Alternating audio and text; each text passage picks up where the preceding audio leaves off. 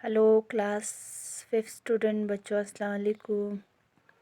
तो बच्चों, आज का चैप्टर है चैप्टर नंबर 8 फ्रेजेड जोन। तो इसके हमने लोकेशन के बारे में हमने पढ़ा।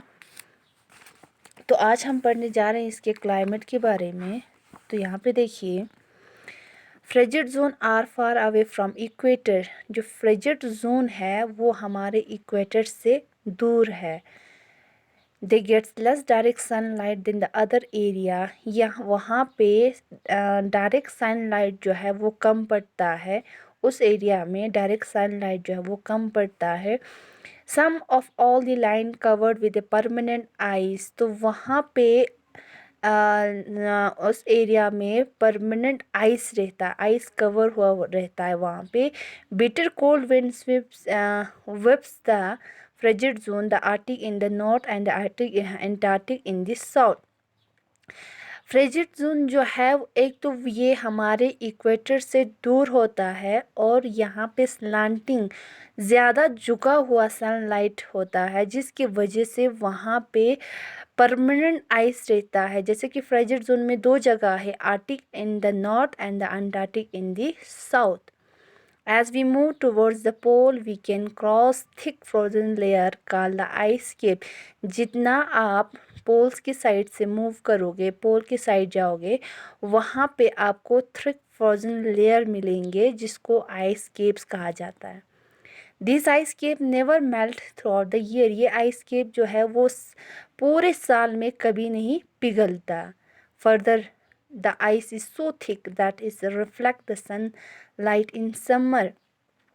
ये आइस कैप जो है वो ज़्यादा थिक होता है, मोटा होता है, जिसकी वजह से सनलाइट जो है वो रिफ्लेक्ट होता है इन समर में। In Antarctica the ice cape is almost 2 kilometre thick. Antarctica में ये जो आइस क्यूब है उसका थिकनेस जो है वो 2 किलोमीटर होता है, जिसकी वजह से सनलाइट जो है वो रिफ्लेक्ट हो जाता है। एवरेज वेदर टेम्परेचर इस Arctic is about -30 degree Celsius. जो एवरेज विंटर टेम्परेचर होता है आर्टिक में, जो कि -30 degree Celsius. The short Arctic summer can be really warm temperature varying between 3 to 12 degree. Winter जो है -30 डिग्री जाता है और समर जो है थोड़ा सा वार्म होता है 3 to 12 degree. It gets warm enough for people living in most part of Arctic Circle to grow vegetable. ये जो टेम्परेचर जो है 3 to 12 डिग्री टेम्परेचर जो है ये वहाँ पे रहने वाले लोगों के लिए इनफ काफ़ी होता है और वो लोग इन्हीं टेम्परेचर में प्लांट वेजिटेबल्स को ग्रो करते हैं। The Antarctic in an isolated continent surrounding the pole. तो ये अंटार्कटिका जो है वो अलग से एक कॉन्टिनेंट है। Most of Antarctica lies between the ice and snow, beneath the ice and snow. It has high mountain and glacier and it is the coldest, driest and windiest continent on the earth. तो ये Antarctica जो है उसके नीचे, soil के नीचे हमेशा क्या बीनीथ जो है वो आइस एंड स्नो रहता है और यहाँ पे हाई माउंटेन, ग्लेशियर के हाई माउंटेन होते हैं। ये कोल्डेस्ट, ड्राइस्ट एंड विंडेस्ट कॉन्टिनेंट जो है माना जाता है ऑन द अर्थ पे। Unlike the Arctic region, Antarctic is the continent surrounded by ocean, which means the interior area do not benefit for the moderating influence of water. It remains frozen always, hence it is known as the frozen continent. ये जो Antarctica जो है उसके surrounding में क्या है, हम oceans होते हैं, जिसकी वजह से यहाँ पे पूरा फ्रोज़न, ऑलवेज रिमेन फ्रोज़न रहता है। जिसको इसी की वजह से इस कॉन्टिनेंट को, अंटार्कटिका को फ्रोज़न कॉन्टिनेंट कहा जाता है। Polar region have a special features of continent sunlight for 6 month. जो पोलर रीजन्स है उनका एक स्पेशल फीचर्स होता है जिसमें कंटिन्यूस जो है सनलाइट रहती है 6 महीने in summer and continuous night for the 6 month in winter. इसका एक स्पेशल फीचर है, 6 महीना यहाँ पे समर रहता है, डे होता है, 6 महीना जो है विंटर होता है, नाइट होता है। When it is summer in North Pole, it is winter in South Pole. अगर नॉर्थ पोल में समर है, नॉर्थ पोल में समर है तो साउथ पोल में क्या होगा, विंटर, अपोजिट होगा। अगर साउथ पोल में समर है तो नॉर्थ पोल में क्या होगा, winter. The year in pole is made of largest day and largest night each of 6 month duration.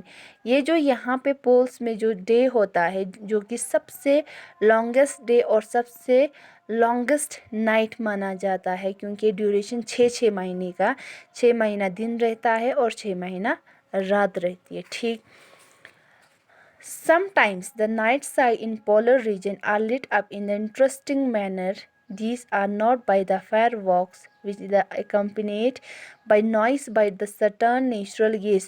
तो यहाँ पे पोलर रीजन में नाइट स्काई में एक लाइट आती है, इसमें एक इंटरेस्टिंग एक लाइट आती है जिसको जैसे कि they are not by the firework. वहाँ पे एक नाइट में एक लाइट चलती है जो कि फायरवर्क, आतिशबाजी एक चलती है, जिसका एक क्या है, एक noise, but by noise but the sudden natural gas. ये जो यहाँ पे एक लाइट चलती है, जो आपको यहाँ पे डायग्राम में दिया गया है, यहाँ पे पोलर रीजन में एक लाइट चलती है, आसमान में एक लाइट चलती है जो कि एक नेचुरल लाइट होती है। This display of light are called northern हेमिस लाइट और aurora borealis in the northern hemisphere. ये लाइट जब अगर नॉर्दर्न हेमिस्फेयर में होंगे तो इसको नॉर्दर्न लाइट या अरोरा बैरोलिस कहा जाता है नॉर्दर्न हेमिस्फेयर में। अगर ये light in southern hemisphere it is called the southern light. अगर ये साउदर्न लाइट में होगा, साउदर्न एरिया में होगा, हेमिस्फीयर में होगा, साउदर्न लाइट या जिसको अरोरा एस्ट्रोलिस कहा जाता है, इसको नाम दिया गया है, इस नेचुरल लाइट को नाम दिया गया है नॉर्दर्न हेमिस्फीयर में अरोरा बोरेलिस और द साउदर्न हेमिस्फीयर में अरोरा ऑस्ट्रेलिस कहा जाता है। यूजुअली ये जो लाइट जो है वो ग्रीनिश कलर के होते हैं, ग्रीन कलर के होते हैं, बट सम टाइम, लेकिन कुछ टाइम पे ये क्या हो जाता है, रेड या ब्लू कलर हो जाता है। These are caused by the solar wind which enter the earth atmosphere। ये किसकी वजह से होता है, सोलर विंड की वजह से होता है। जब सोलर विंड जो हमारे एटमॉस्फेयर में इंटर करते हैं, जिसकी वजह से यहाँ पे एक लाइट दिखाई देता है जिसको अरोरा बैरोलिस जो कि नॉर्दर्न हेमिस्फीयर में कहा जाता है और अरोरा ऑस्ट्रेलिस जो कि साउदर्न हेमिस्फीयर में कहा जाता है। तो हम नेक्स्ट में हम पढ़ेंगे इसके वेजिटेशन के बारे में। तो पोलर रीजन में कौन कौन से वेजिटेशन होते हैं। एक्चुअली यहाँ पे कोई इतना ज़्यादा वेजिटेशन जो है नहीं होता है, क्योंकि टेम्परेचर जो है वो बिल्कुल डाउन होता है। तो हम देखेंगे यहाँ पे इसकी वेजिटेशन के बारे में, जो कि हम नेक्स्ट में करेंगे। तब तक के लिए थैंक यू, खुदा हाफिज़, टेक केयर।